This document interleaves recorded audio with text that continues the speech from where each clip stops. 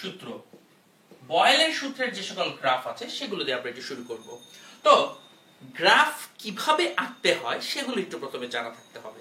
প্রথমত মনে রাখবেন গ্রাফের দুটো অক্ষ থাকে, একটা এক্স অক্ষ আর একটা ওয়াই অক্ষ, দুইটা অক্ষ থাকে। তো প্রথম কথা হচ্ছে তোমাকে বলা হলো পি বনাম বা ভার্সেস ভি এই গ্রাফটা আঁকতে, পি ভার্সেস ভি গ্রাফটাকে আঁকতে। তো তোমার কাছে আমার এক নম্বর প্রশ্ন হচ্ছে এই পিভি এর মধ্যে কোনটা এক্স অক্ষে বসবে? এই এক্স অক্ষে কোনটা বসবে? এক্স অক্ষে কি পি বসবে নাকি ভি বসবে? আমাকে এক্ষুনি কমেন্ট করে সেটা জানিয়ে দাও।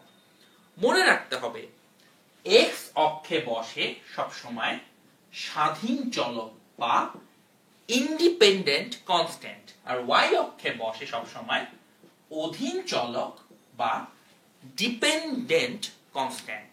তাহলে পি আর ভি এর মধ্যে যেটা স্বাধীন, অর্থাৎ যেটাকে তুমি তোমার নিজের ইচ্ছা মতন পরিবর্তন করতে পারবে, সেই চলকটাকে এক্স অক্ষে বসাও। তাহলে তুমি চিন্তা করো পি আর ভি এর মধ্যে কোনটাকে তুমি তোমার নিজের ইচ্ছা মতন পরিবর্তন করতে পারো। যেহেতু একটা গ্যাসের সূত্র, তুমি চিন্তা করতে পারো একটা বেলুনের চাপ এবং আয়ত, এই দুইটার মধ্যে কোনটিকে তুমি পরিবর্তন করতে পারো। সো যথারীতি আমি চেষ্টা করবো তোমাদের কোশ্চেনগুলোর অ্যান্সার এখনই পড়ে পড়ে তোমাদেরকে শোনাতে। ইন দ্য মিন ওয়াইল তোমরা অবশ্যই ক্লাসটিকে শেয়ার করতে ভুলবে না। আমাদের গ্রুপগুলোতে ক্লাসে শেয়ার করতে পারো, নিজের বন্ধুদের সাথে শেয়ার করতে পারো। আজকে আমরা অ্যামেজিং কিছু জিনিস শিখবো ইনশাআল্লাহ এই ক্লাস থেকে। সো ইয়েস, আমি ইতোমধ্যেই দেখছি ইয়েস পি বসবে, অনেকে বলছে। আমিনুল ইসলাম অবশ্য বলেছে ভি, বাঁধন মোল্লা বলেছে ভি। অনেকে এত পি লিখছো, আমি ফার্স্টে দেখে ভাবছিলাম যে অনেকে আমাদের কোলন পি অর্থাৎ যে ইমোটিকন আছে সেই ইমোটিকন দেওয়া শুরু করেছো। যাই হোক, অনেক কোলন পি দেখতে পাচ্ছি। Yes, thank you very much যারা শেয়ার করছো ক্লাসটিকে। সো অ্যান্সার হচ্ছে এক্স অক্ষে বসবে পি। কারণ কি? এক্স অক্ষে স্বাধীন চলক বসে। একটা গ্যাস বেলুনের চাপ তুমি পরিবর্তন করতে পারো, জোরে চাপ দিলেই বেলুনটা ছোট হয়ে যাবে। তাহলে দেখো, তুমি চাপ প্রয়োগ করলে বেলুনটা ছোট হয়। তাহলে বেলুনের আকার বা ভলিউমটা একটা ডিপেন্ডেন্ট কনস্ট্যান্ট, যেটা তোমার চাপের উপর নির্ভর করে করে পরিবর্তন হয়। তুমি ডিরেক্টলি কোনটাকে প্রভাবিত করো? চাপকে। তাই চাপ হচ্ছে পি, এক্স অক্ষে বসবে, আর ওয়াই অক্ষে বসবে ভলিউম ভি।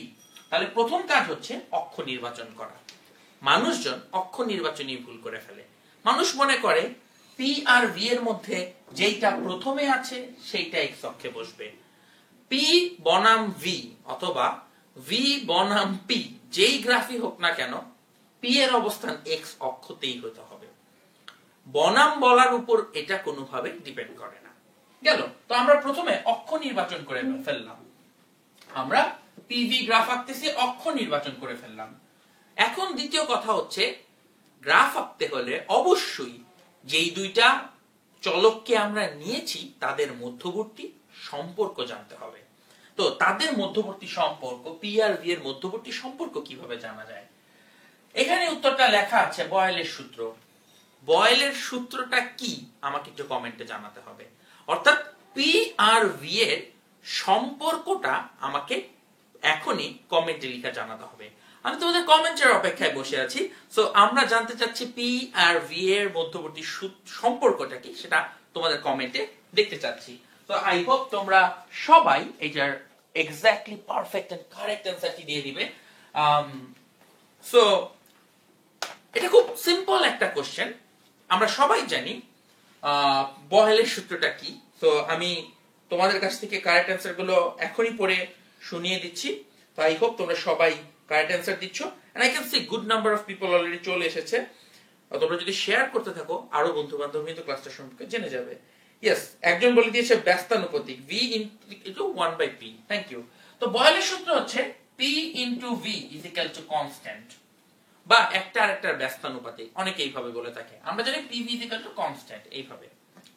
তো একটু বোঝো, এইটা হচ্ছে সম্পর্ক, ইকুয়েশন। এই ইকুয়েশন থেকে ডিরেক্টলি গ্রাফিকে ফেলা যায় না। ইকুয়েশন থেকে গ্রাফ আঁকার পূর্বে ইকুয়েশনটাকে খুব সুন্দর করে একটা ফরম্যাটে সাজিয়ে নিতে হয়। তো গ্রাফ আঁকতে হলে কি ধরনের ফরম্যাটে সাজাতে হবে আসেন একটু সেটা দেখে নিই।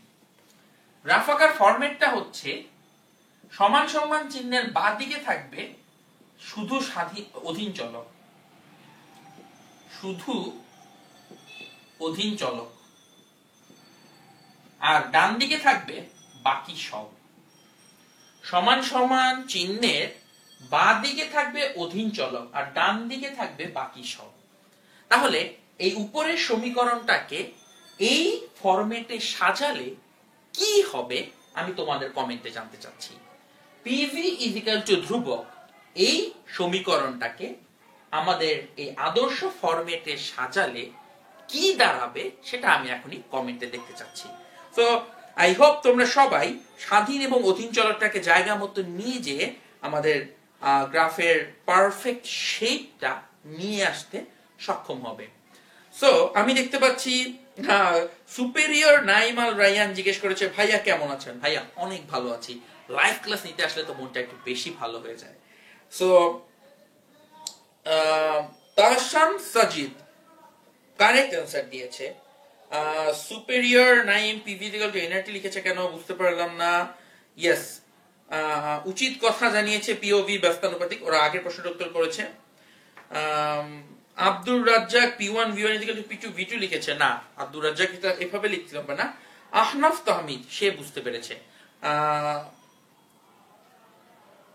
মাহিয়া হিয়া যে আরবিতে নিজের নামটা লিখেছে, আমি আই গেস আরবি নামটা পড়তে সক্ষম হয়েছি, মাহিয়া হিয়া, তার অ্যান্সারটা কারেক্ট হয়েছে। কিনারা ইসলাম এরা আগের ক্লাসেও ছিল, সো বুঝা যাচ্ছে আমাদের আগের ক্লাসের ব্যক্তিবর্গ এই ক্লাসটাতেও অংশগ্রহণ করছে, দেখতেও বেশ ভালো লাগছে। Thank you very much. So আসেন, সো কিভাবে এটাকে এখানে আঁকা যাবে। সো অধীন চলকটা যাবে বাঁ দিকে, অধীন চলক হচ্ছে ভি, ভি থাকলো বাঁ দিকে, ডান দিকে আনলাম কে ইন্টু 1/p, এইটা হচ্ছে অধীন চলক আর এইটা হচ্ছে বাকি সব। So v is equal to k into 1/p, এইটা কিসের সমীকরণ? v is equal to k into 1/p, এইটা কি ধরনের? এটা কি সরল রেখার সমীকরণ নাকি বৃত্তের সমীকরণ নাকি অধিবৃত্তের সমীকরণ? কি ধরনের সমীকরণ আমাকে এখন কমেন্টে জানাতে হবে।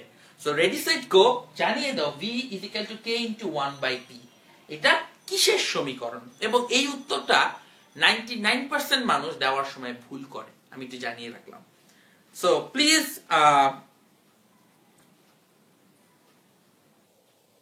শিওর, আমি তোমাদের কাছে কমেন্ট দেখতে চাচ্ছি। তোমরা কমেন্টে বেশ নাইসলি কারেক্ট অ্যান্সার গুলো দিতে পারো, এটা আমাকে খুবই অভিভূত করে। তোমার মতন বয়সে ফেসবুকে বসে আমি কমেন্ট করে করে ক্লাস করে ফেলবো এটার কথা চিন্তাই করতে পারতাম না।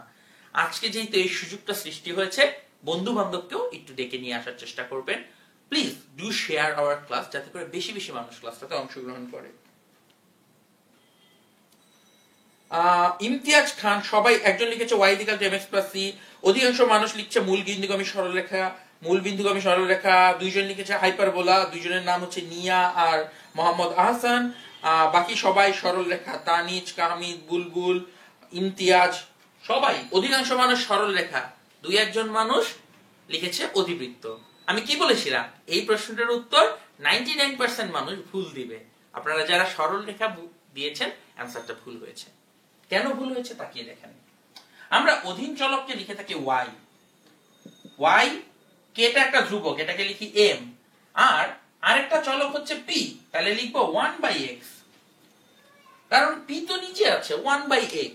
You can't write y is equal to mx, এটা তো y is equal to mx সরল রেখাটাই নয়, বরং এটা হচ্ছে xy is equal to constant, এই সরল রেখা।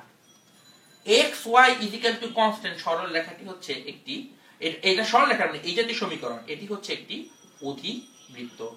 সো দুইজন ব্যক্তিবর্গ এটার মাত্র কারেক্ট অ্যান্সার দিয়েছিল হাইপারবোলা বা অধিবৃত্ত। কেন এটা সরল রেখা না বোঝার চেষ্টা করো। y is equal to mx অর্থাৎ v is equal to k into p থাকলে এটা সরল রেখা হতো, এটা p নেই 1/p আছে, তাই এটা সরল রেখা না। সো প্লিজ যারা ভুল করেছো কারেক্ট অ্যান্সারটা লিখে রাখো, এটা অধিবৃত্ত হবে। সো আসো আমরা এখন অধিবৃত্তের এই সমীকরণটা আঁকার চেষ্টা করি। তো তাকে দেখো আমাদেরকে আঁকতে হবে v = k × 1/b। এটি একটি অধিবৃত্ত। তাহলে তাকে দেখো অধিবৃত্ত কিরকম হয়, একটা এরকম পার্ট একটা এরকম পার্ট থাকে, অর্থাৎ অধিবৃত্তের এরকম জোড়া জোড়া দুইটা পার্ট থাকে, তাই না? তো অধিবৃত্তে যেহেতু জোড়া জোড়া সুন্দর সুন্দর দুইটা পার্ট থাকে, আমরা এই ক্ষেত্রেও সেই দুইটা পার্ট এঁকে ফেলবো। তাহলে একটা পার্ট কি এইরকম, আরেকটা পার্ট কি এদিকে নিচে। তো দুটো পার্ট এঁকে ফেললাম। এখন কথা হচ্ছে এই নিচের পার্টটার কি কোনো মিনিং আছে? অ্যানসার হচ্ছে মিনিং নেই। কেন নেই আসো দেখি। তুমি যদি x অক্ষ বরাবর বাঁ দিকে আসো -p পাওয়া যাবে, আর y অক্ষ বরাবর নিচে নামলে -v পাওয়া যাবে। চিন্তা করো, এই তৃতীয় কোঅর্ডিনেটটা বুঝায় এদিকে -p আর এদিকে -v। মাইনাস চাপ জিনিসটা অসম্ভব, মাইনাস প্রেসার এবং মাইনাস ভলিউম দুইটাই অসম্ভব। ভলিউমও মাইনাস হওয়া সম্ভব না, প্রেসারও মাইনাস হওয়া সম্ভব না। তাই যদিও ম্যাথমেটিক্স বলে অধিবৃত্তের এই দুইটা পার্টই থাকা উচিত, বাস্তব জীবনে নিচের পার্টটা থাকে না, বিকজ চাপ এবং ভলিউম তো মাইনাস হয় না। সুতরাং আমরা নিচের পার্টটা না আঁকলেও হবে। সো আমরা শুধু অধিবৃত্তের এই উপরের পার্টটুকু আঁকবো। এবার একটু কথা হচ্ছে, বয়েলের সূত্রে তাপমাত্রা T এটা থাকে ধ্রুবক। তো আমি বলতে বাধ্য হচ্ছি যে এই পুরো রেখাটার উপরে টেম্পারেচার T1 এটা ধ্রুবক, অর্থাৎ এই পুরো টেম্পারেচারটা, এই পুরো রেখার প্রত্যেক বিন্দুতে টেম্পারেচার সেম। কিন্তু টেম্পারেচার চেঞ্জ করলে কি গ্রাফটা সেম থাকবে? অ্যানসার হচ্ছে সেম থাকবে, বাট একটু সরে যাবে।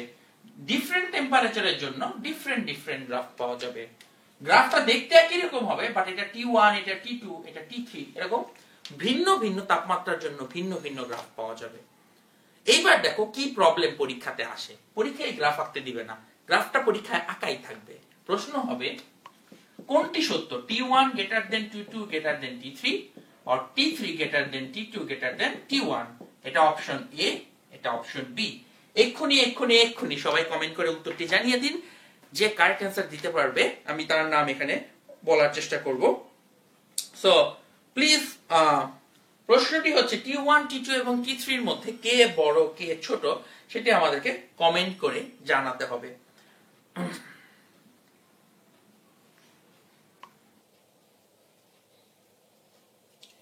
তো তোমাদের কাছে এই পরীক্ষায় আসার মতন প্রশ্ন কিন্তু এইটা। ইয়েস, আমি অনেক বি এবং এ এর মিশ্রণ দেখতে পাচ্ছি। এ এর দলে আছে রায়ান, কানিজ জানিয়েছে বি, ইসলাম জানিয়েছে বি, আরেকজন জানিয়েছে বাফারিং হচ্ছে। সো আই গেস তোমার answer B for buffering.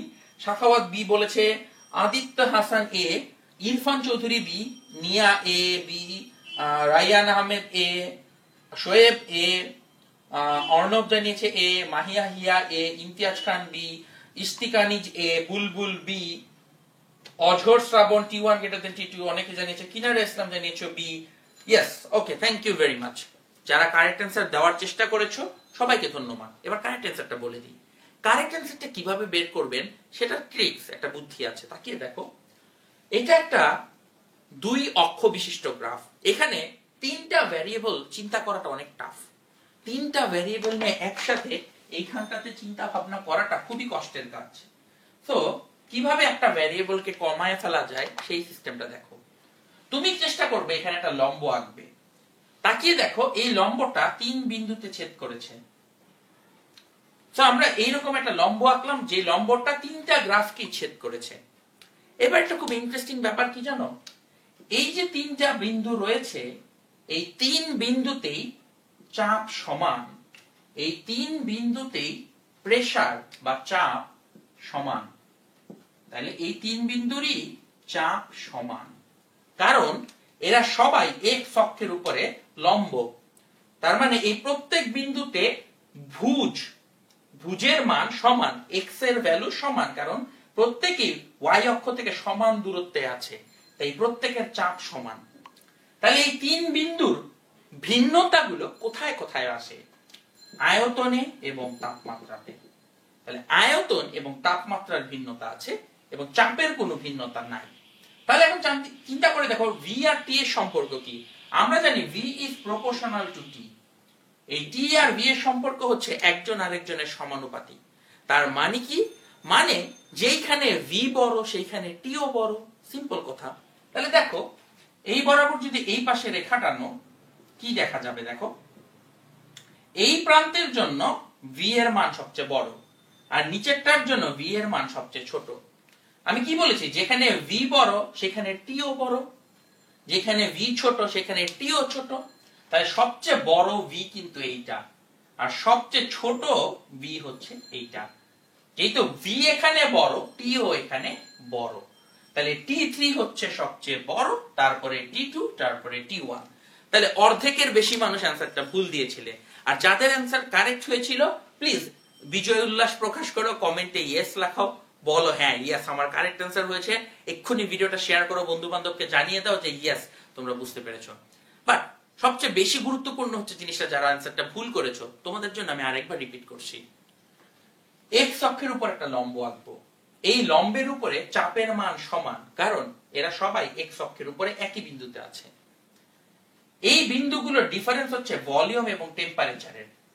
Volume এবং টেম্পারেচার সমানুপাতিক, তাই যেখানে ভলিউম বেশি সেখানে টেম্পারেচারও বেশি। কিন্তু এই বিন্দুর যে গ্রাফটি তার ভলিউম সবচেয়ে উপরে, তাই তার টেম্পারেচার T3 হবে সবচেয়ে বড়। সো যেই ব্যক্তিবর্গ কারেক্ট অ্যান্সার দিয়েছো অভিনন্দন। এটা হচ্ছে আসার মতন সবচেয়ে টাফেস্ট এমসিকিউ এইচএসসি পরীক্ষার জন্য। তো যে কারেক্ট অ্যান্সার দিতে পেরেছো ভেরি গুড। যেমন আমি দেখতে পাচ্ছি মঈন খান, আতিক সৌরভ, অজয় শ্রাবণ অবশ্য একটু মন খারাপ করেছে। আহনাফ তাহমিদ দাবি করেছে সে সবার আগে কারেক্ট অ্যান্সার দিয়েছে। আমি আসলে তোমাদের কাছেই জানতে চাই আহনাফ কি সবার আগে কারেক্ট অ্যান্সার দিচ্ছে? রাফিয়ান খান কারেক্ট অ্যান্সার দিয়েছে, thank you very much. Bandhan Molla, GS Asif, Tusha Subha, thank you very much যারা কারেক্ট অ্যান্সার দিচ্ছ। তো আমরা কিন্তু ট্রিক্সটা শিখে গেলাম। গ্রাফ একবার শিখলে বাকি সবগুলো ইজিলি আঁকা যাবে। তাই তোমরা যারা এতক্ষণ পর্যন্ত ধৈর্য ধরে ক্লাসটা শিখেছো কনগ্রাচুলেশন, ক্লাস কিন্তু শিখা হয়ে গেছে, বাকি ক্লাসে খালি প্র্যাকটিস। তো আসো এখন শুধু প্র্যাকটিস সেশন শুরু করা যায়। আমরা পরের যে গ্রাফটা নিয়ে এখন আলোচনা করব বয়েলের সূত্রের এই গ্রাফ, সেটা হচ্ছে পি, এই গ্রাফটার নাম হচ্ছে ভি বনাম 1/p, ভি বনাম 1/p। তো প্রথম কাজ হচ্ছে PV ইজ ইকুয়াল টু ধ্রুবক, এটা আমরা জানি বয়েলের সূত্র অনুসারে। যেহেতু ভিটা হচ্ছে অধীন চলক বাঁ দিকে লিখবো আর স্বাধীন চলক গুলোকে ডান দিকে লিখবো। এইবার তোমাদের কাছে জানতে চাচ্ছি এটা কিসের সমীকরণ? v is equal two k into 1/p। এইবার তোমাদের কাছে জানতে চাচ্ছি এটা কিসের সমীকরণ? এটা সরল রেখা, এটা মূল বিন্দুগামী সরল রেখা, এটা বৃত্ত, এটা অধিবৃত্ত, এটা পরাবৃত্ত? একটু কমেন্টে জানিয়ে দিন এটা আসলে কোনটি। সো এইটা কিন্তু একটু ট্রিকি একটা প্রবলেম। আশা করি এটা কম্পারেটিভলি বেশি সংখ্যক মানুষ উত্তর করতে সমর্থ হবে। পিয়াস খান জানিয়েছে ভাইয়া নাম বলেন না কেন, এই তো বলে দিলাম পিয়াস, তুমিও ভালো আনসার দিচ্ছ। একজন জানিয়েছে হাইপারবোলা, হাইপারবোলা আনসারটি ভুল হয়েছে। একজন জানিয়েছে অধিবৃত্ত, অধিবৃত্ত। তোমরা কিন্তু চেঞ্জটা লক্ষ্য করতে পারছো না। ভি বনাম 1/p গ্রাফ, এখন কিন্তু অধীন চলক হচ্ছে 1/p। সো একটু চিন্তা করতে হবে, আগেরটা ছিল অধীন চলক শুধু p, এখন 1/p। যেমন আমি দেখতে পাচ্ছি বাঁধন মোল্লা সে কারেক্ট অ্যান্সার দিয়েছে। একজন লিখেছে প্যারাবোলা, প্যারাবোলা ভুল অ্যান্সারটি।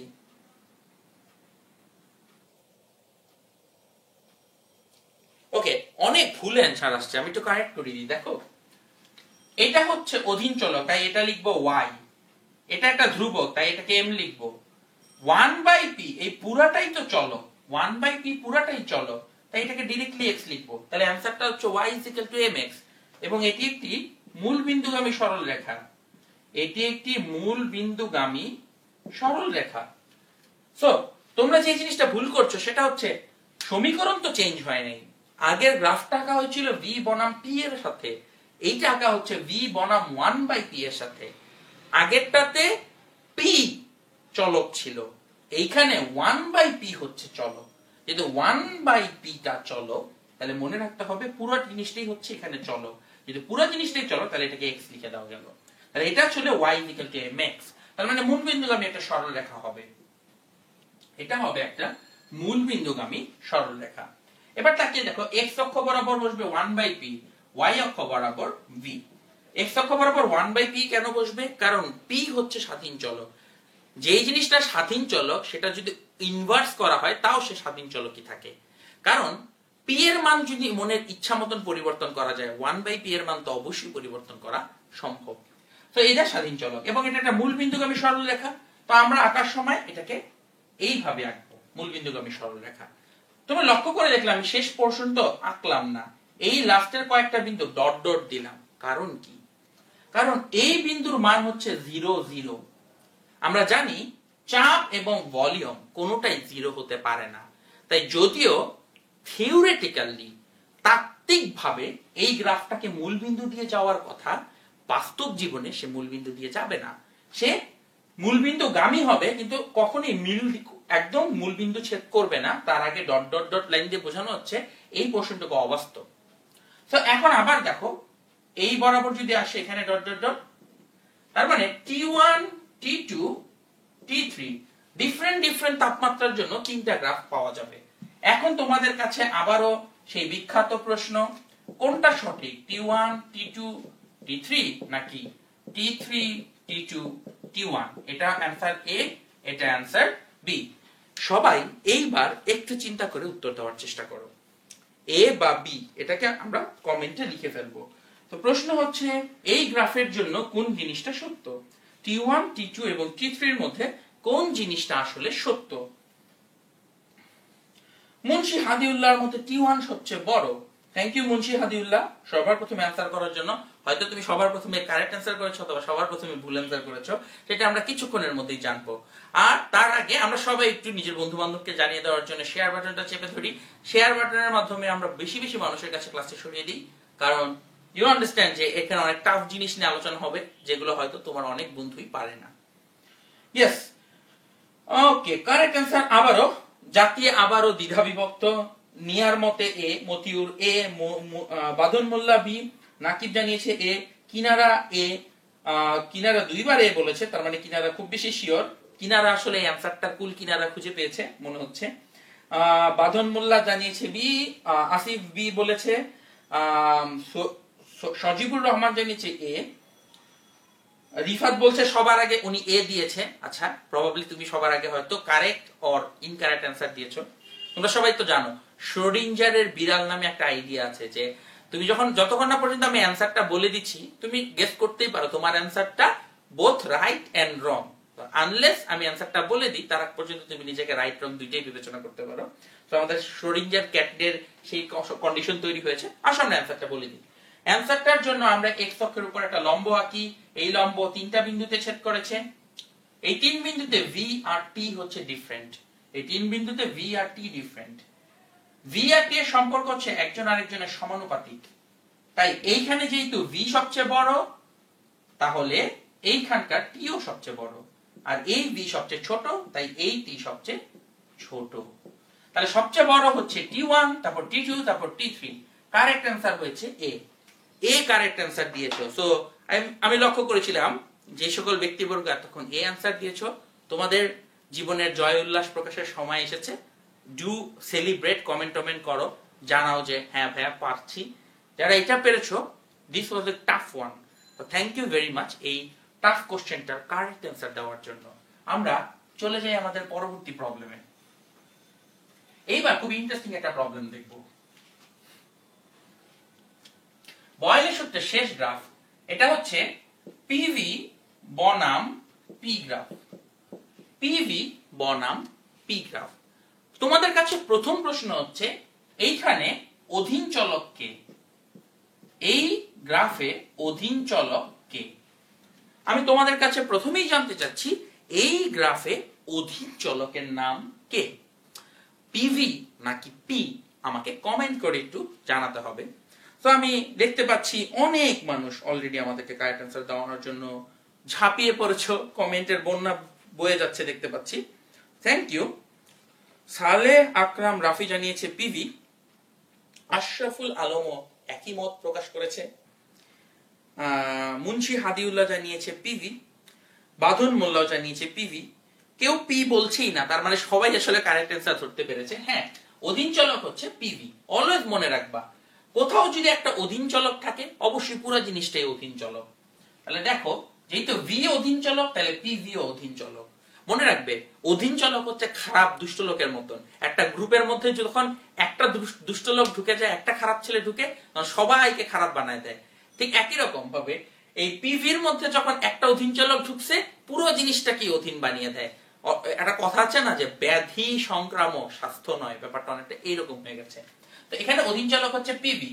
তাহলে আমরা যখন গ্রাফটাকে আঁকবো, পিভি যাবে এক্স অক্ষ বরাবর, পি যাবে ওয়াই অক্ষ বরাবর। তার মানে পি পরিবর্তন করলে পিভি এর পরিবর্তন কেমন হবে? আমরা সবাই জানি পিভি এর গুণফল হচ্ছে ধ্রুবক। পিভি ইজ ইকুয়াল টু কে, মানে পিভি এর গুণফল ধ্রুবক। তার মানে পিভি তো পরিবর্তন হয় না। পিভি ইজ ইকুয়াল টু ধ্রুবক, তার মানে কি পিভি এর কোনো পরিবর্তন হয় না। যখন একটা জিনিস পরিবর্তিত হয় না, তার মানে কি পি চেঞ্জ করলে সে পরিবর্তিত হয় না, আগের মতনই থাকে, আগের মতনই থাকে। তো আমরা যদি গ্রাফগুলোকে যোগ করি, এরকম একটা লাইন পাওয়া যাবে। এইটাকে বলা হয় কনস্ট্যান্ট লাইন, কারণ এই লাইনটা এইভাবে যাচ্ছে। যেই লাইনগুলো কনস্ট্যান্ট না, সেগুলো আইদার এরকম উপরে উঠে ওর নিচে নামে, বাট একটা কনস্ট্যান্ট লাইন সবসময় আইদার এরকম হয় ওর এক্স্যাক্টলি পারপেন্ডিকুলার হয়, লম্ব হয়। সো এটা হচ্ছে কনস্ট্যান্ট লাইন, এবং এইটাও এক্স অক্ষকে ছেদ করে না, ওয়াই অক্ষকে ছেদ করবে না, বিকজ এই বিন্দুগুলো অবাস্তব। সো তাপমাত্রার পরিবর্তন করলে এখানেও তিনটা গ্রাফ পাওয়া যাবে, T1, T2, T3। এইবার প্রশ্ন হচ্ছে, এই তিনটা তাপমাত্রার মধ্যে কোনটি সবচেয়ে বড়? প্রশ্ন হচ্ছে T1, T2, T3 এর মধ্যে কোনটি সবচেয়ে বড়? আমাকে এবার শুধু বড়টার নাম কমেন্টে জানাও। এই তিনটি তাপমাত্রার মধ্যে T1, T2, T3 এর মধ্যে কোনটি সবচেয়ে বড় আমাকে কমেন্টে জানাতে হবে। মনে রাখবা, এইখানেও আগের মতন যে থিওরি ছিল, আমরা একটা লম্ব আঁকবো, তারপর চিন্তা করব, সেই জিনিসটা কাজে লাগানো সম্ভব। তো আই হোপ তোমরা সবাই ধরতে পারবে কারেক্ট অ্যান্সারটা কি। আমি একটু দেখি কতজন এটার কারেক্ট অ্যান্সার দিতে পারে, আমি একটু গণার চেষ্টা করব। ইয়েস, অ্যান্সারে ভরে যাচ্ছে। ইমতিয়াজ খান, নিয়া, রিফাত, ইমতিয়াজ, রাফিয়ান, শাখাওয়াত, অর্ণব, শোভন, মীরা, জাহিদ, আসাদ, সিমেন্স, একজনের নাম সিমেন্স, হাই সিমেন্স, রাজ, নাকি প্রত্যেকের অ্যান্সার কারেক্ট হয়েছে। পারফেক্ট। তার মানে এখন আর কারো ভুল হচ্ছে না। কিভাবে বোঝা যায়? আমরা জানি PV is equal to NRT. তার মানে কি PV is proportional to T. PV আর তাপমাত্রা এরা সমানুপাতিক। তাহলে পিভি যেখানে বড়, তাপমাত্রা সেখানে বড়। সবচেয়ে উপরে হচ্ছে এই লেখাটা আছে, তাহলে এটার পিভি হচ্ছে সবচেয়ে হাই, এই পিভিটা সবচেয়ে হাই, তাই এই টেম্পারেচারটা সবচেয়ে হাই। তাহলে অ্যান্সার হচ্ছে T1 সবচেয়ে বড়, তারপর T2, তারপরে T3। বাস, অ্যান্সার মিলে গেল। তার মধ্য দিয়ে আমরা বয়েলের সূত্রের গ্রাফ শিখে ফেললাম। তোমাদের যদি আমাদের ক্লাসটা উপযোগী, ভালো এবং কাজে লেগে থাকে, এই মুহূর্তে ক্লাসটিকে অনুরোধ করছি শেয়ার করার জন্য। হোম পেজে সব বন্ধুর কাছে ক্লাসটিকে ছড়িয়ে দাও। and let's move forward to our next problem.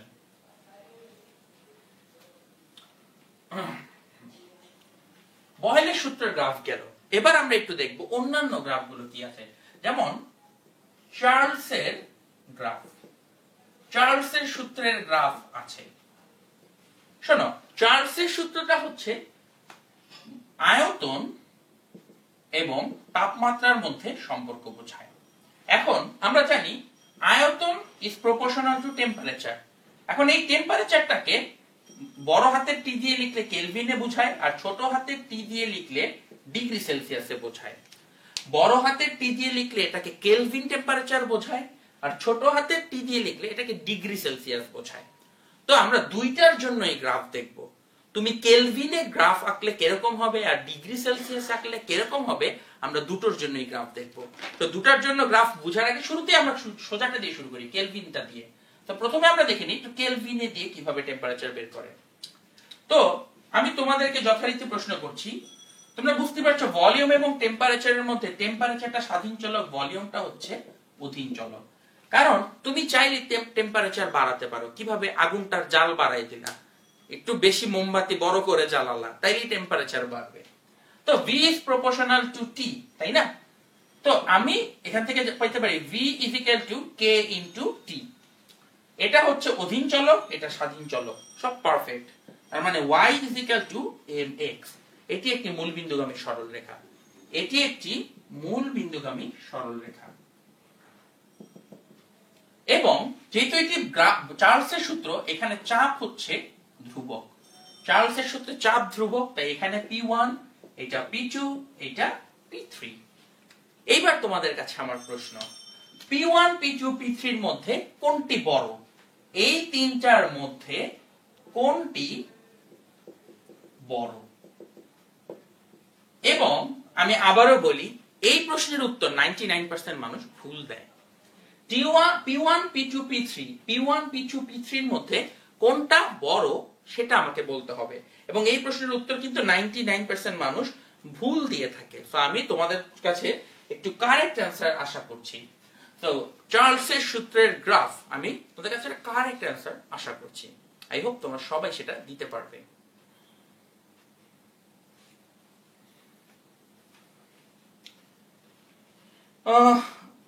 আমি এখন অ্যান্সারগুলো পড়ে রাখি।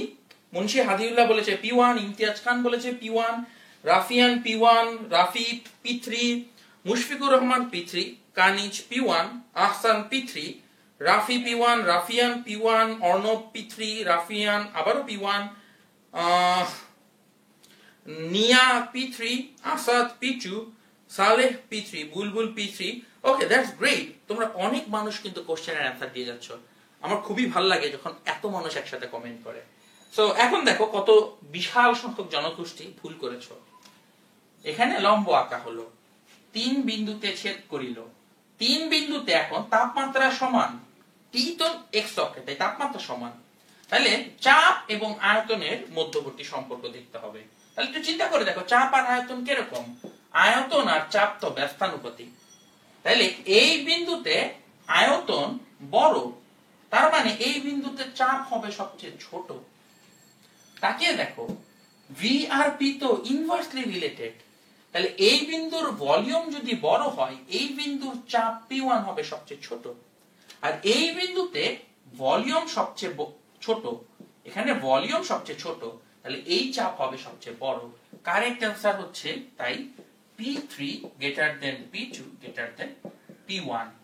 সো এইটার অ্যান্সার যারা দিতে পেরেছো, তোমরা genius, excellent, and you deserve some credit. Because এইটা এতক্ষণ যাবত প্রপোর্শনাল শিখতে শিখতে ভিআরপি ইনভার্সলি হলে যে চিন্তা করাটাকে উল্টাতে হয়, মানুষ সেটা হয়তো বুঝতে পারে না। না পারাটা দোষের কিছু না, না জানতেই পারো। বাট যেহেতু এখন শিখিয়ে দিলাম, মেক শিওর এইচএসসি পরীক্ষাতে জানি আপনি পারফেক্টলি লিখে আসতে পারেন। তুমি যদি পারফেক্টলি লিখে আসো, তাহলে আমাদের কষ্টটা সার্থক। So thank you very much যারা কন্টিনিউয়াসলি আমাদের ক্লাসে কমেন্ট করে জানিয়ে যাচ্ছ। আমি দেখতে পাচ্ছি অনেক অনেক উচ্ছ্বাস প্রকাশ করা হচ্ছে। একজন ইয়েস, কিনারা ইসলাম মাত্র জানিয়েছে তার হয়েছে। থ্যাংক ইউ কিনারা, তুমি অনেকক্ষণ যাবত মনোযোগ দিয়ে ক্লাস করছো। তো এতক্ষণ পর্যন্ত আমরা দেখলাম যখন এই টেম্পারেচারটা কেলভিন স্কেলে ছিল তখন গ্রাফটা কিরকম। বাট টেম্পারেচারটা যে কেলভিন স্কেলেই থাকবে এমন তো কোনো কথা নেই। টেম্পারেচারটা ডিগ্রি সেলসিয়াস স্কেলেও থাকতে পারে। তো V is proportional to T degree Celsius, এইটার জন্য গ্রাফ কেমন হবে? প্রথমত আমি সমীকরণটা একটু লিখে দিই। V is equal to হয় V0 plus V0 by 273 into T। তো এইটা হচ্ছে গ্রাফ। প্রথমেই লক্ষ্য করে দেখো, এইটা হচ্ছে সমীকরণ। যখন টেম্পারেচারটাকে ডিগ্রি সেলসিয়াসে দেওয়া থাকে, তখন ভি এবং আয়তন এবং তাপমাত্রার যে সম্পর্ক সেটা হচ্ছে এরকম। এটা হচ্ছে ইনিশিয়াল সূত্র। তোমরা হয়তো অনেকে দেখে থাকবে যে চার্লসের সূত্রটার সাথে একজন না, চার্লসের সাথে দুইজনের নাম লেখা আছে, চার্লস এবং গেলুসাকের সূত্র।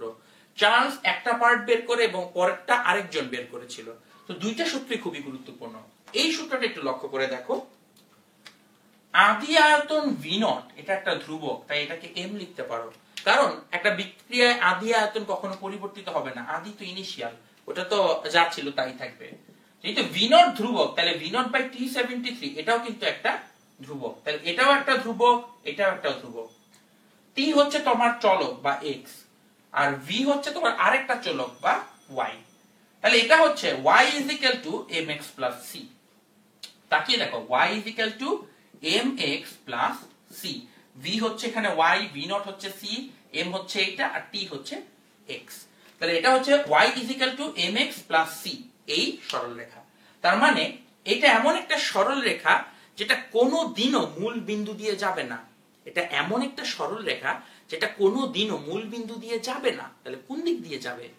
মূল বিন্দুর উপর দিয়ে যেতে পারে, নিচে দিয়েও যেতে পারে। এটা কিভাবে জানা যাবে? c এর মান থেকে। c হচ্ছে মূল বিন্দু থেকে ছেদাংশ। c যদি পজিটিভ হয় তাহলে মূল বিন্দুর উপর দিয়ে যাবে, c যদি নেগেটিভ হয় মূল বিন্দুর নিচ দিয়ে যাবে। আমাদের c এর মান হচ্ছে v নট বা একটা আয়তন। তাহলে অবশ্যই আয়তন তো পজিটিভ। আয়তন যেহেতু পজিটিভ, আমাদের এই গ্রাফটা মূল বিন্দুর উপর দিয়ে যেতে বাধ্য, কারণ c হচ্ছে v নট বা একটা আয়তন। আয়তন অবশ্যই পজিটিভ, তাহলে গ্রাফটা অবশ্যই মূল বিন্দুর উপর দিয়ে যাবে। তো আশা করি এতটুকু তোমরা বুঝতে পেরেছো।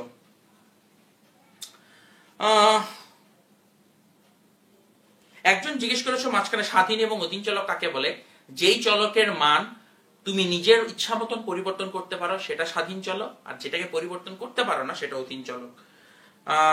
একজন জিজ্ঞেস করছে সব ম্যাথ কেন কেলভিন ইউজ করা হয়? কারণ কেলভিনটা হচ্ছে স্ট্যান্ডার্ড, কেলভিনে যোগ বিয়োগ করাটা ইজিয়ার, এই কারণে। আচ্ছা, আমরা যেখানে আছি গ্রাফটা আঁকবো, আরেকটা জিনিস বাদ রয়েছে, একটা হচ্ছে এম। এম এর ভ্যালুটা একটু লক্ষ্য করো। এম এর ভ্যালুটা খুব ইম্পর্টেন্ট।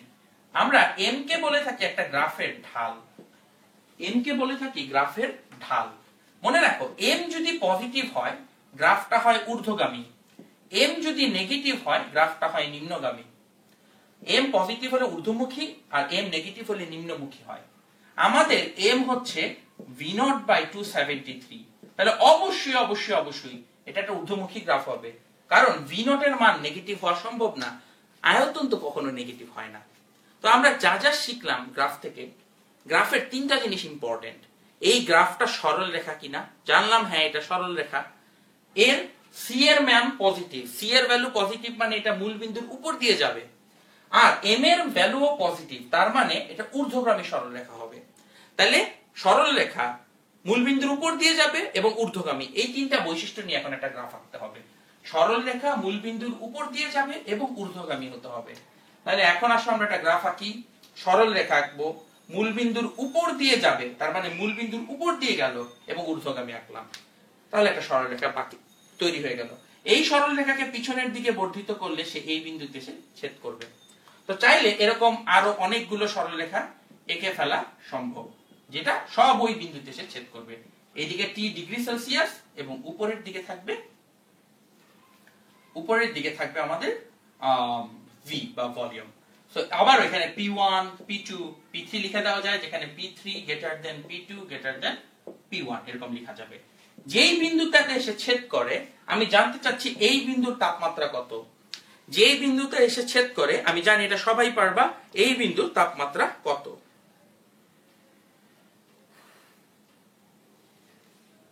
প্লিজ, আমি জানতে চাচ্ছি যেই বিন্দুতে এসে ছেদ করে সেই বিন্দুর তাপমাত্রা কত।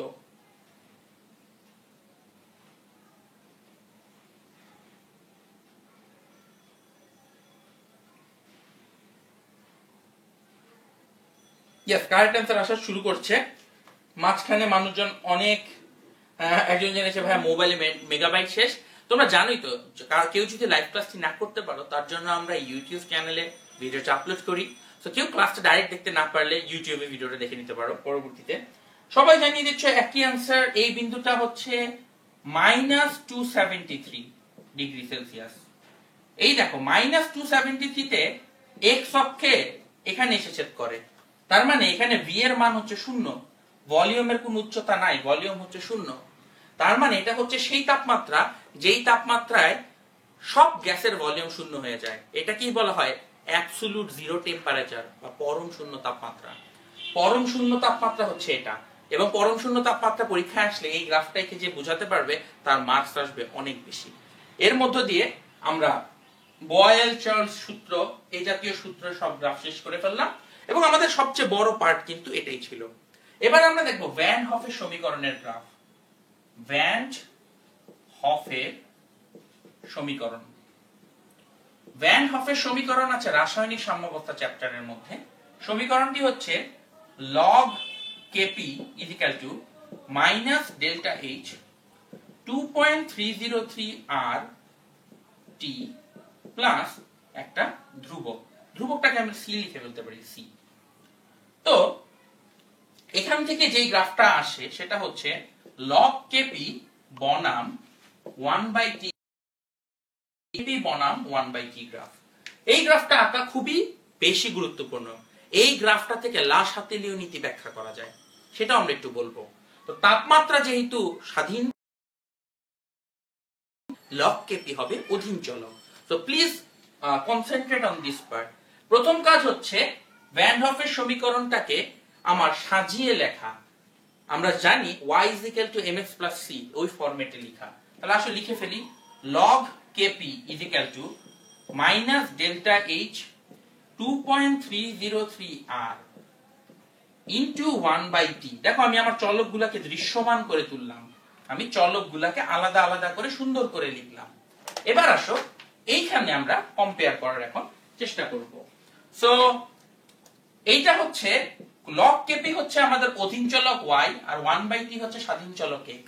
তাহলে log Kp এর উপরে লিখি y minus delta H 2.303 r, এটা হচ্ছে আমার ঢাল m, 1/t হচ্ছে y আর c, সরি 1/t হচ্ছে x আর c। তাহলে y mx c। এটাও একটা মূল বিন্দুগামী সরলরেখা হবে, এটাও একটা মূল বিন্দুগামী সরলরেখা হবে। এবং ভ্যান হফের সমীকরণে বলে দেওয়া হয় c এর মান হচ্ছে পজিটিভ। c এর মান পজিটিভ মানে এটা অবশ্যই গ্রাফটার উপরের দিকে ছেদ করবে। গ্রাফটাকে x y অক্ষের উপরে, মানে হচ্ছে এই গ্রাফটা সবসময় উপর দিয়ে যাবে অথবা এইভাবে উপর দিয়ে যাবে, কখনোই নিচ দিয়ে আসবে না। এখন তোমাদের কাছে আমি যে প্রশ্নটা করব সেটা হচ্ছে m এর ভ্যালু পজিটিভ নাকি নেগেটিভ।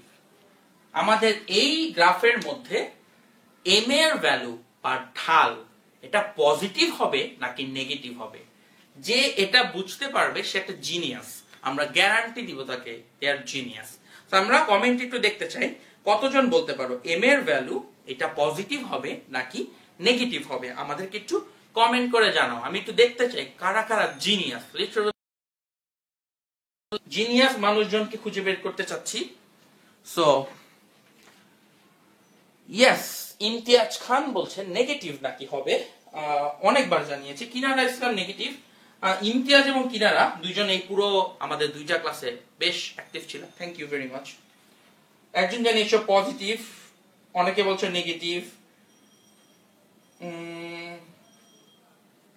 আরেকজন বলছো নেগেটিভ। ইয়েস, এরকম অনেকেই অ্যান্সার গুলো বলার চেষ্টা করছো। কেউ কেউ বলছো পজিটিভ, কেউ কেউ বলছো নেগেটিভ। তোমাদের যতজন এখন পর্যন্ত অ্যান্সার করেছো তোমাদের 100% এর অ্যান্সার ভুল হয়েছে। কেন ভুল হয়েছে আসো সেটা ব্যাখ্যা করি। এবং এটা হচ্ছে সবচাইতে ফ্যাক্ট পার্ট এই গ্রাফের।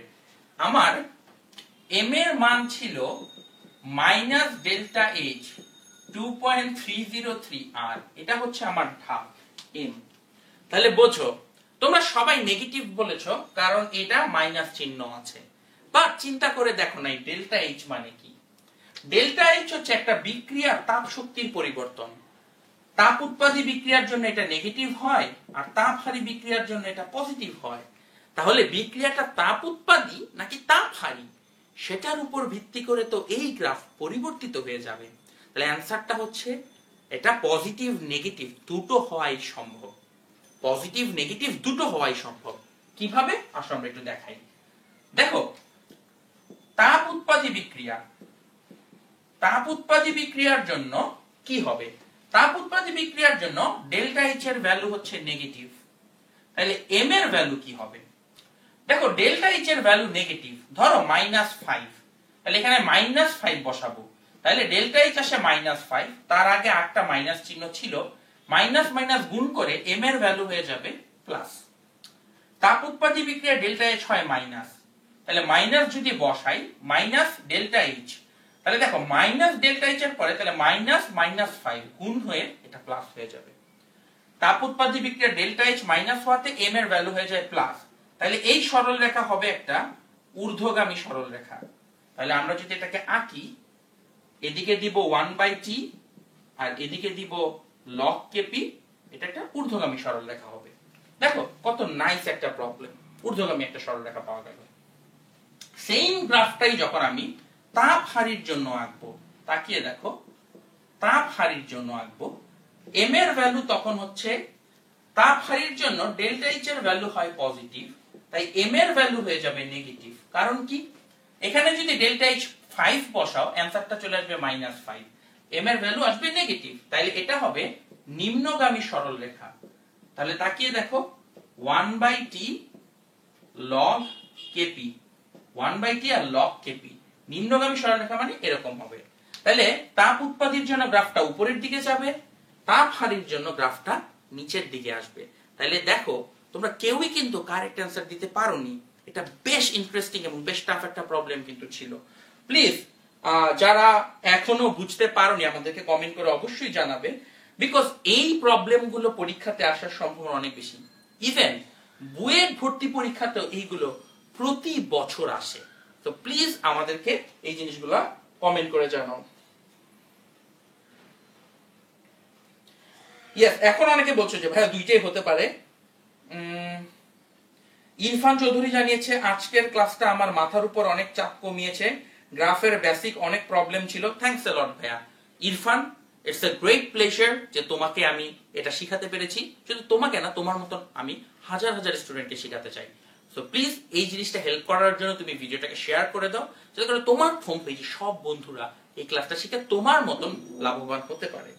ওকে, তাহলে একটা ঊর্ধ্বগামী একটা নিম্নগামী, বাট চমক কিন্তু এখানে শেষ হয় নাই। বলে না শাহরুখ খান, পিকচার আভি বাকি হে মেরে দোস্ত, ঠিক শাহরুখ খান যেভাবে বলেছে আমরাও এখানে দেখবো এইখানেও কাহিনী অনেক বাকি আছে। সো কোন পিকচার বাকি আছে আসো আমরা একটু দেখি। এইখানে একটা ম্যাথ প্রবলেম দেওয়া সম্ভব। তোমাকে একটা পরীক্ষার হলে গ্রাফ দিয়ে দেবে log kp আর 1/t। গ্রাফটা এইভাবে দিয়ে দিল, এটা একটা গ্রাফ দিয়ে দিল, দিয়ে বলল এই যে কোণটা, এখানে যে একটা কোণ, এই কোণটা থিটা, এই থিটার মান হচ্ছে 30 ডিগ্রি। পরীক্ষার হলে জানতে চাওয়া হলো ডেল্টা এইচ এর মান কত। এটা একটা ট্র্যাশ প্রবলেম, মানে এটা ধরো বুয়েট ভর্তি পরীক্ষায় আসলে হয়তো মাত্র 50 জন মানুষ বাংলাদেশে অ্যান্সার করতে পারবে। এটা এত টাফ একটা প্রবলেম। তো দেখি তোমাদের মধ্যে কতজন পারে। x অক্ষ বরাবর 1/t আছে, y অক্ষ বরাবর log kp আছে। তাহলে তাকিয়ে দেখো, নিম্নগামী সরলরেখা, তুমি বুঝতেই পারো নিম্নগামী সরলরেখা একটু আগে দেখেছি কার ক্ষেত্রে পাওয়া যায়, তাপহারী বিক্রিয়ার ক্ষেত্রে। যেহেতু বিক্রিয়াটা তাপহারী, অন্তত বোঝা যাবে ডেল্টা এইচ এর ভ্যালু পজিটিভ আসবে, অবশ্যই পজিটিভ আসবে, মানে এখানে কিছু না কিছু কাহিনী করতে হবে। এই প্রবলেমটার অ্যান্সার কতজন দিতে পারবে আমি একটু দেখি, তারপর আমি অবশ্যই অ্যান্সারটা করে দিব। আজকের এটা খুব নাইস একটা ক্লাস হবে যদি এই কোশ্চেনটার অ্যান্সার আমি তোমাদের মুখ থেকে পাই, বিকজ আমি একদম অভিভূত হয়ে যাব তখন। ওকে, আমি এখন পর্যন্ত কারো কাছে কারেক্ট অ্যান্সার পাচ্ছি না, না পাওয়াটা খুবই স্বাভাবিক, বিকজ এইটা তোমরা পারবে এটা আমি আশা করি নাই। আসেন আমি একটু দেখিয়ে দিই। প্রথমত তোমাদেরকে একটু বোঝানোর চেষ্টা করি এই থেটাটা কি বোঝায়। আমরা ছোটবেলায় পড়ে এসেছি একটা সরল রেখার ঢাল মানে কি। ঢাল মানে হচ্ছে ট্যান থেটা, ঢাল হচ্ছে ট্যান থেটা। তার মানে সরল রেখাটা যে কোণ উৎপন্ন করে তার ট্যানজেন্ট মানকে ঢাল বলে। তাহলে আবার আমরা তাহলে ট্যান থেটা হচ্ছে আমাদের ঢাল এম। আবার আমরা জানি এম হচ্ছে আমাদের সমীকরণ অনুসারে মাইনাস ডেল্টা এইচ 2.303 আর, এটা হচ্ছে এম। তাহলে আমরা বলতে পারি না যে এই minus delta H 2.303 R is equal to tan theta, বলতেই পারি। তাহলে এখানে ট্যান এর ভ্যালু বসালেই তো মান চলে আসবে, আসবে না, ভুল হবে। কেন? এখানে যে থেটাটা দেওয়া আছে সেটা হচ্ছে 30 ডিগ্রি। মনে রাখতে হবে ঢালের সংজ্ঞা কি। ঢালের সংজ্ঞা হচ্ছে একটা সরল রেখা যখন এক্স অক্ষকে ছেদ করবে, এক্স অক্ষের ধনাত্মক দিকের সাথে যে কোণ উৎপন্ন করে সেটাকে ঢাল বলে। তাহলে এখানে যে 30 ডিগ্রি দেওয়া থাকবে সেটা থেটা হবে না, বরং এখানে 180 ডিগ্রি মাইনাস 30 ডিগ্রি অর্থাৎ 150 ডিগ্রি হবে থেটা। অলওয়েজ রিমেম্বার, ঢাল হচ্ছে সরল রেখাটা এক্স অক্ষের পজিটিভ সাইডের সাথে, ডান দিকের সাথে যে কোণ উৎপন্ন করে। তোমাকে যে কোণটা দেওয়া ছিল ওটা ছিল বাঁ দিকের সাথে, তাহলে সেটা লিখলে হবে না, বাঁ দিকের সাথে লিখলে হবে না, ডান দিকের সাথে কোণটা লিখতে হবে। তাহলে এখানে লিখতে হবে tan হচ্ছে 180 degree minus 30 degree equal to minus delta H 2.303 into R এর ভ্যালু 8.316। তাহলে ডেল্টা এইচ ক্যালকুলেশন করলে চলে আসবে plus 11 point something something joule. অ্যানসারটা জুলে আসবে কারণ ডেল্টা এইচ এর আর এর মান বসানো হয়েছিল জুল এককে।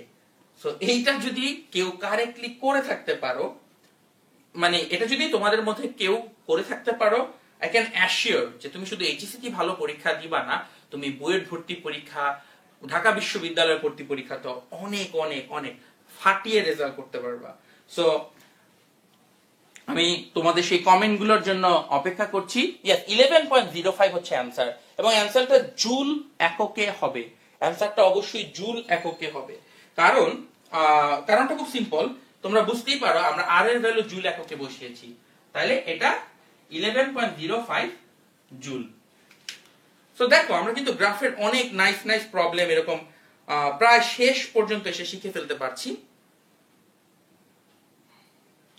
ইয়েস, 11.05 যারা অ্যানসার দিয়েছো কনগ্রাচুলেশন। তো এর মধ্য দিয়ে আমরা ভ্যান হফের সমীকরণ সংক্রান্ত গ্রাফটা শিখে ফেললাম। ভ্যান হফ থেকে আমরা আমাদের আজকের লাস্ট টপিকে মুভ করব, সাম্যাবস্থা সংক্রান্ত গ্রাফ। আমরা জানি সাম্য ধ্রুবক কে দিয়ে বোঝায়, উপরে হচ্ছে উৎপাদের ঘনমাত্রা, বা আমি যদি সংক্ষেপে লিখি প্রোডাক্টের ঘনমাত্রা, আর নিচে হচ্ছে রিঅ্যাকট্যান্ট বা আর এর ঘনমাত্রা। আমি একটু সংক্ষেপে লেখার চেষ্টা করি, বারবার লিখতে সুবিধা হবে। তাহলে উপরে হচ্ছে প্রোডাক্টের ঘনমাত্রা আর নিচে হচ্ছে রিঅ্যাকট্যান্টের ঘনমাত্রা। তাহলে এটা হচ্ছে সাম্য ধ্রুবক আমরা জানি। এখন কথা হচ্ছে আমরা এই গ্রাফটা আঁকার চেষ্টা করব একটু, সেটা হচ্ছে ঘনমাত্রা বনাম সময়। ঘনমাত্রা বনাম সময়। আমরা জানি ঘনমাত্রার সাথে সাথে সময়ের সাথে সাথে ঘনমাত্রা পরিবর্তিত হয়। আমরা জানি বিক্রিয়কের ঘনমাত্রা কমতে থাকে, উৎপাদের ঘনমাত্রা বাড়তে থাকে। সাম্যাবস্থায় আসার সাথে সাথে ঘনমাত্রাগুলো অপরিবর্তিত হয়, মানে আর ধ্রুবক হয়ে যায়, আর কোনো চেঞ্জ হয় না। তার মানে দাঁড়াইলো কিরকম দেখো, শুরুতে এখানে ছিল ঘনমাত্রা, আরেকজনের ছিল এখানে, এটা কমতে থাকলো, এটা বাড়তে থাকলো। এক সময় আসার পরে দুইজনই প্যারালাল হয়ে যাবে, অর্থাৎ আর কোনো চেঞ্জ হবে না। এদিকে হচ্ছে ঘনমাত্রা আর এদিকে হচ্ছে সময়, ঘনমাত্রা সময়। তাহলে দেখো একজন বাড়ছে একজন কমছে, একটা এই সময় আসার পরে সমান্তরাল হয়ে গেল। তাহলে এটা হচ্ছে সাম্যাবস্থা। তাকিয়ে দেখো, এটা হচ্ছে প্রোডাক্ট, তাহলে এটা হচ্ছে প্রোডাক্টের ঘনমাত্রা, এটা হচ্ছে রিঅ্যাকট্যান্টের ঘনমাত্রা, এবং এটা হচ্ছে তোমাদের রাসায়নিক সাম্যাবস্থা। অর্থাৎ যখন থেকে এসে সব সমান বা প্যারালাল হয়ে গেল সেটা হচ্ছে সাম্যাবস্থা। এখন দেখো প্রশ্ন কি, এই গ্রাফের জন্য প্রশ্ন হচ্ছে এই গ্রাফে k greater than 1, k less than 1, নাকি K is equal to 1? Option A, B, C. এখন আমাকে কমেন্ট করে জানাও যেই গ্রাফটা আঁকা আছে তার জন্য কে এর মান একের চেয়ে বড়, একের চেয়ে ছোট, নাকি একের সমান। আমাকে কমেন্ট করে জানাও। আমি দেখতে চাই এই প্রশ্নের উত্তর কতজন পারে।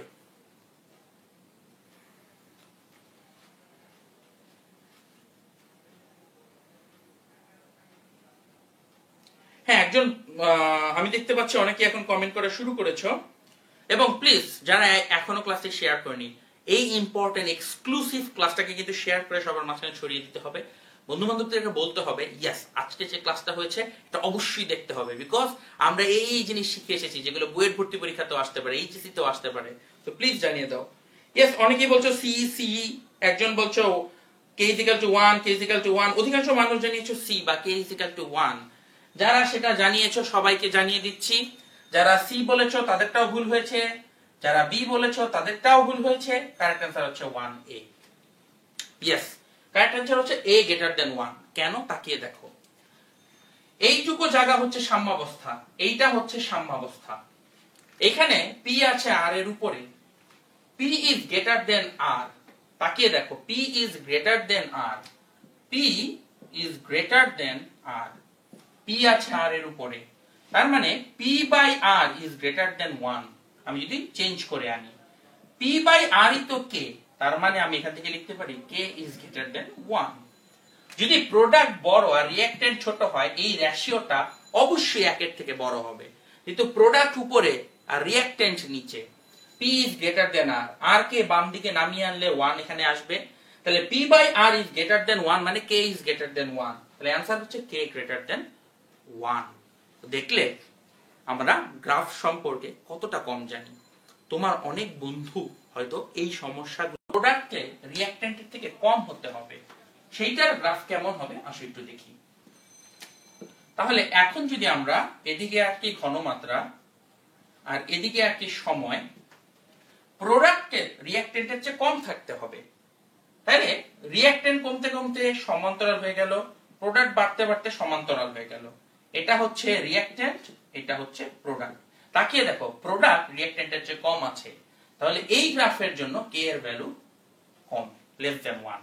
তাহলে এখন আমাকে তোমরা একটু বলবে কমেন্ট করে, ঘনমাত্রা আর এদিকে হচ্ছে সময়, এই গ্রাফের কে এর মান কত, এই গ্রাফের কে এর মান কত, 3 নম্বর ওই গ্রাফটার কে এর মান কত আমাকে একটু কমেন্ট করে জানিয়ে দাও। and this is very important.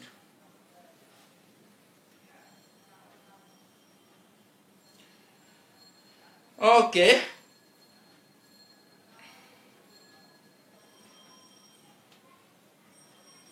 Yes, অনেকেই জানাচ্ছ তোমাদের জীবনে গ্রাফ অনেক প্রবলেম করেছে, বাট আজকের পরে আর সেই প্রবলেমটা থাকবে না।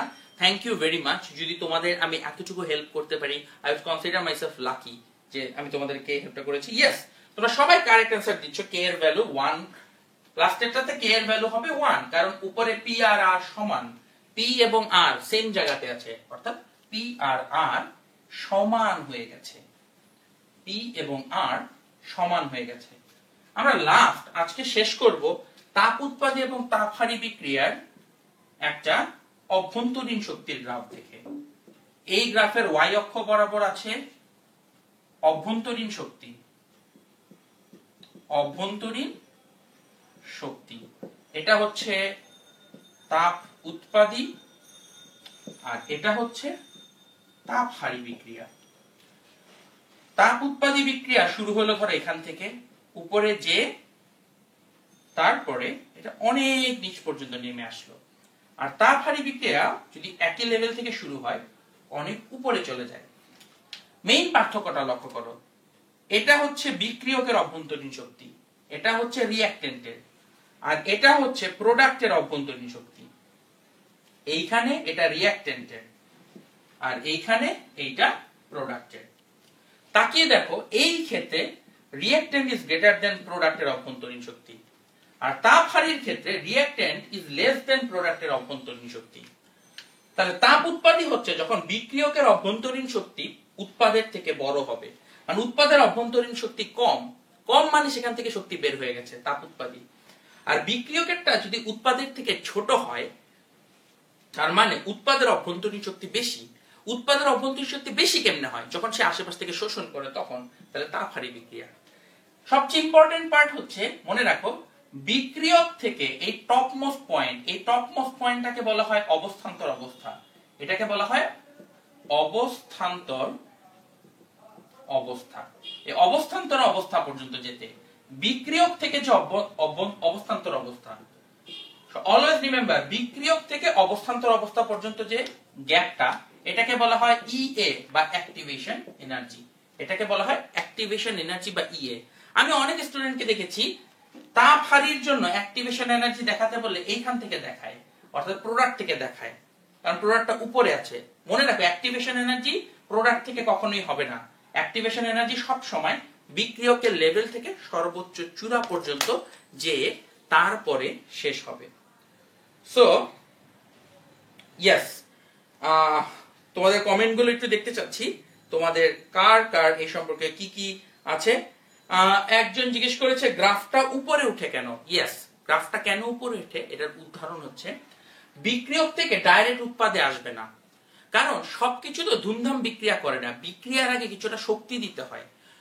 বিক্রিয়ার আগে কিছুটা হিট দিতে হয়, হিট দিলে সেই শক্তিটাকে শোষণ করে নিজের কেমিক্যাল বন্ডগুলোকে ভাঙে, বন্ড ভাঙতে শক্তির শোষণ হয়, অর্থাৎ শক্তি বাড়ে। তাই প্রথমে শক্তিটাকে বাড়িয়ে বন্ডগুলো ভেঙে উপরে যেতে হবে, তারপরে বন্ড সৃষ্টি করে করে শক্তি রিলিজ করতে হবে। অলওয়েজ মনে রাখো, এই উপরে যখন উঠতেছে এটা হচ্ছে ব্রেকআপ, আর নিচে যখন নামতেছে এটা হচ্ছে নিউ রিলেশন। ব্রেকআপ করে করে করে করে সে আস্তে আস্তে উপরে উঠে, বন্ড ভেঙে ভেঙে ভেঙে ভেঙে উপরে উঠে, আর নতুন রিলেশন করতে করতে করতে করতে নিচে নামে। ওকে, সো আই হোপ তোমরা যারা ক্লাসে আছো তারা আজকের ক্লাসটাকে এনজয় করেছো। ইট ওয়াজ এ গ্রেট প্লেজার তোমাদের ক্লাস নেওয়ার জন্য। তোমরা যদি এরকম স্পেশাল ক্লাস আরো চাও, কমেন্ট করো কি টপিকের উপর ক্লাস চাও। যেমন আমি তোমাদের শুধু এককের উপর একটা ক্লাস নিলাম, শুধু গ্রাফের উপর একটা ক্লাস নিলাম, আর কি স্পেশাল টপিক আছে যার উপর ক্লাস চাও এক্ষুনি কমেন্টে জানাও। হয়তো আমি কালকে সকালেই তোমাদের জন্য একটা ক্লাস নিয়ে ফেলতে পারি, কারণ ক্লাস নেওয়াটা খুব টাফ কিছু না। আমি জাস্ট কয়েকটা জিনিসপত্র নিয়ে এই ক্যামেরার সামনে দাঁড়িয়ে গেলেই ক্লাস নিয়ে নিতে পারবো। তো থ্যাংক ইউ ভেরি মাচ যারা আজকে ক্লাস করেছো। আর একটাই অনুরোধ থাকবে, নিজের অন্তত 10টা বন্ধুর সাথে আজকের এই লেখচিত্রের ক্লাসটাকে শেয়ার করবেন। প্রমিস মি যে তুমি 10টা বন্ধুকে নিজের ক্লাসটা সম্পর্কে জানিয়ে দিবে, যাতে করে আমাদের 10 মিনিট স্কুলের যে প্রচেষ্টা সেটা সবাই সেখান থেকে সুফল লাভ করে। So good night, goodbye, সবাই সুস্থ থাকো, সুন্দর থাকো, and remember, never stop learning.